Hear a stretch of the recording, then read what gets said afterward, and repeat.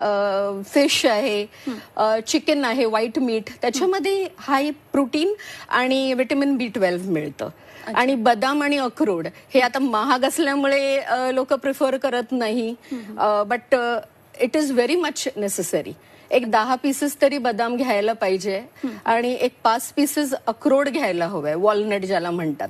आणि ते त्याचा परिणाम जे आहेत ते आपल्या ब्रेनसाठी पण चांगलं आहे वॉलनट हा. अगदी. आणि तुम्ही आता ब्रेन म्हटलात, पण मला वाटतं हे तुम्ही जो आता आहार सांगितला तो फक्त केसांसाठी नव्हे तर त्वचेसाठी सुद्धा तेवढाच इम्पॉर्टंट असतो. येस, त्वचेसाठी तेवढाच इम्पॉर्टंट आहे. जसं पालक आहे, आणि पालक हे गुड फॉर डायजेशन पण आहे, आणि याच्यामध्ये आयरन पण मिळतो आपल्याला.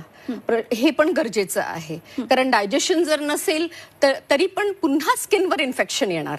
स्किनवर पिंपल्सच्या रूपाने ॲक्ने, पिंपल्स, फुटकुळ्या, फ्युरंकल्स हे अक्षरशः येतात, आणि हे मग नखं लावली की वाढत राहतात. हा, पिंपल्स हे ऑटोमॅटिकली येतात आणि जातात. हे माझ्या क्लिनिकच्या डे टू डे प्रॅक्टिसमध्ये पण मी सांगते पेशंटला, each and every patient I tell. पण आपण जेव्हा त्यांना नेल इन्फेक्शन करतो, आपण ते फोडत बसतो, तेव्हा ते डागांच्या रूपाने राहतात.